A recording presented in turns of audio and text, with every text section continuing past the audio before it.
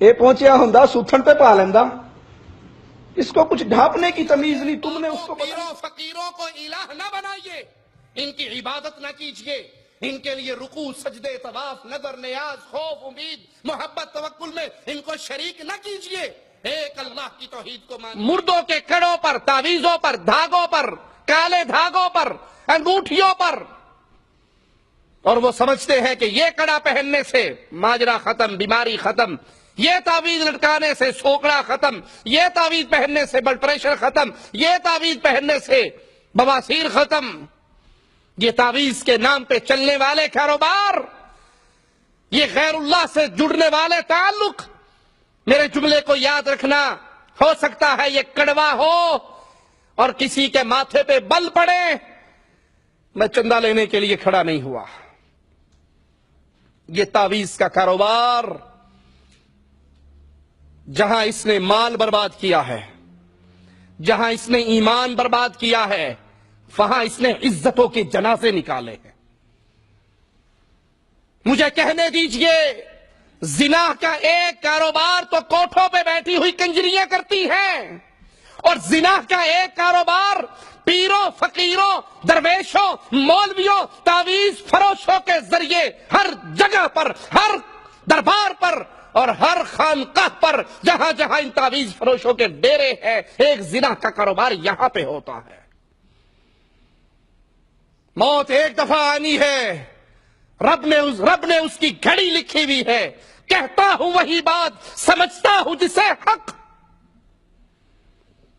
یہ زانی ہے، یہ بدکار ہے، یہ بدماش ہے، جنہوں نے معاشرے کو تعویذ فروشی کی چادر کے اندر، روحانیت کے تقدس کی چادر میں معاشرے کے اندر زہر بھر دیا ہے۔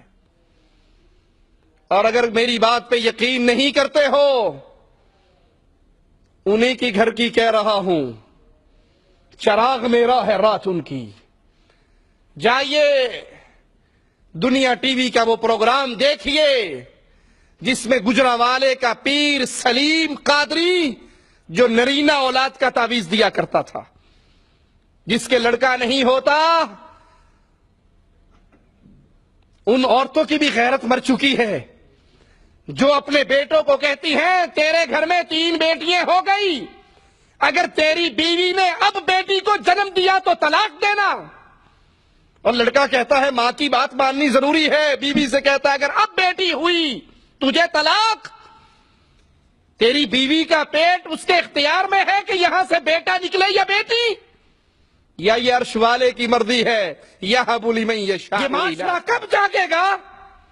یہ مردہ قوم کب اٹھے گی؟ یہ رب سے اپنے رشتے کب جوڑے گی؟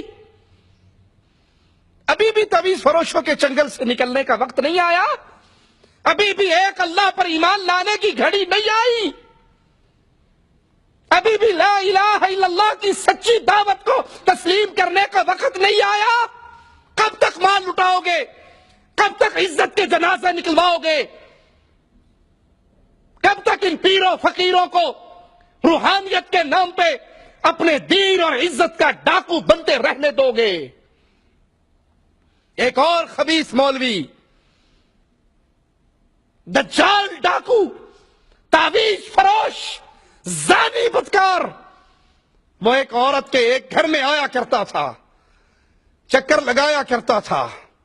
اپنے گھروں کے دروازوں کو ان پیروں سے بند کر دو، عرش والے سے رشتہ جوڑو، محمد کریم سے رشتہ جوڑو، قرآن کو پڑھو، فرمان مصطفیٰ کو پڑھو۔ یہ گھروں میں آ کر ہفتے ہفتے رہنے والے، یہ چلے کاٹنے والے، یہ بدکار ہیں، یہ زانی ہے، یہ ڈاکو ہے، یہ جعلی مرشد ہیں۔ سچا مرشد محمد الرسول اللہ صلی اللہ علیہ وسلم۔ یہ تعویذ گنڈے کے نام پہ بے غیرتی کر رہے ہیں۔ شفا چاہیے تو رب کا قرآن کیوں نہیں پڑھتے؟